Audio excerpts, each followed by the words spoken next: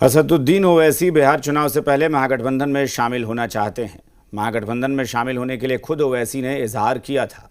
आज तो एआईएमआईएम के प्रदेश अध्यक्ष अख्तरुल ईमान अपने समर्थकों के साथ लालू यादव के दर पहुंच गए।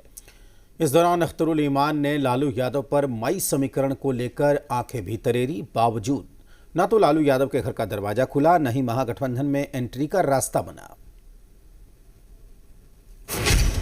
बिहार में लालू के साथ के लिए ओवैसी बेकरार, घर के बाहर ढोल बजाकर किया इजहार। ओवैसी की आरजू महागठबंधन में मिले एंट्री। पटना में राबड़ी आवास के बाहर ओवैसी की पार्टी ने महागठबंधन से मोहब्बत का इजहार कुछ इस तरह से किया।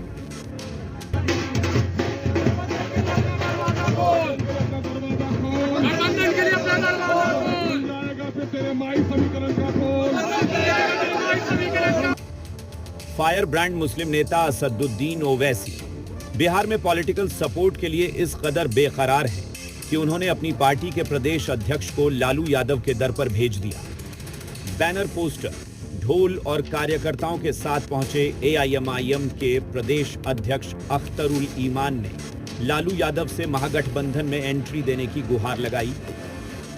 बिहार में सेकुलर वोटों में बिखराव नहीं हो, यही वजह है कि हम लोगों ने पिछले दिनों में राजद सहित तमाम घटक दलों को एक पत्र दिया कि बिहार में सेकुलर वोटों के बिखराव को रोकिए और सांप्रदायिक शक्तियों को पराजित कीजिए और गठबंधन की सरकार बनाए।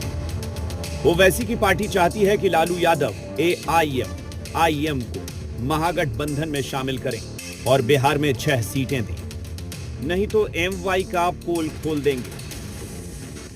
इनके कई निकटतम विधायकों के जरिए से मैसेज दिया कि हम आसमान के तारे नहीं मांग रहे हैं, हम मंत्री पद नहीं मांग रहे हैं, हम आपसे सिर्फ इतना कहना चाहते हैं कि हमारे लिए बिहार में 6 सीटों को सुरक्षित कर दीजिए। एमवाई यानी मुस्लिम यादव समीकरण, जो कि लालू यादव की पार्टी का कोर वोटर्स माना जाता है। जब ओवैसी की पार्टी ने मुस्लिम वोट बैंक के बहाने लालू यादव पर आंख तरेरने की कोशिश की तो आरजेडी बेफर पड़ी। जिस तरह से परसेप्शन खड़ा करने के लिए और माहौल बनाने के लिए एआईएमआईएम के प्रदेश अध्यक्ष स्वयं गए, ये स्पष्ट कर रहा है कि उनको अपनी चिंता है।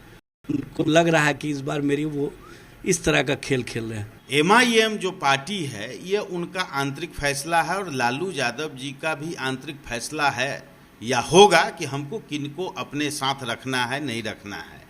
लेकिन जब एम का कोई भी मैटर आता है, प्रतिनिधित्व देने का मसला आता है, तो वहां पर लालू यादव जी इनको ठगने का काम करते हैं।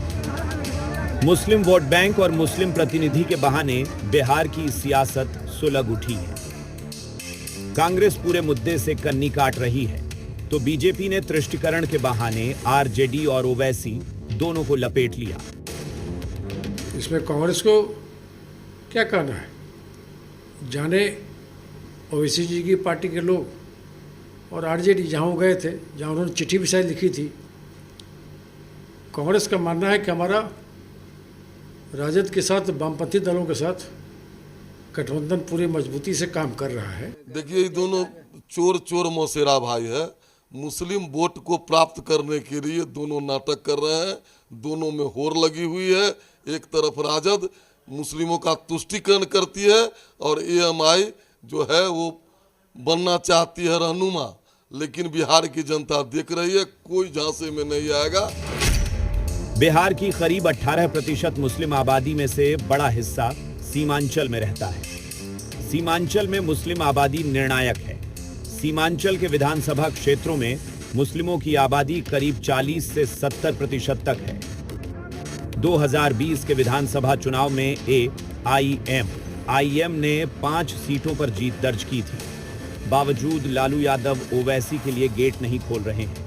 लालू यादव हो सकता है कि ओवैसी के हार्डकोर मुस्लिम नेता की छवि से बचना चाह रहे हो। रुपेंद्र जी मीडिया, पटना।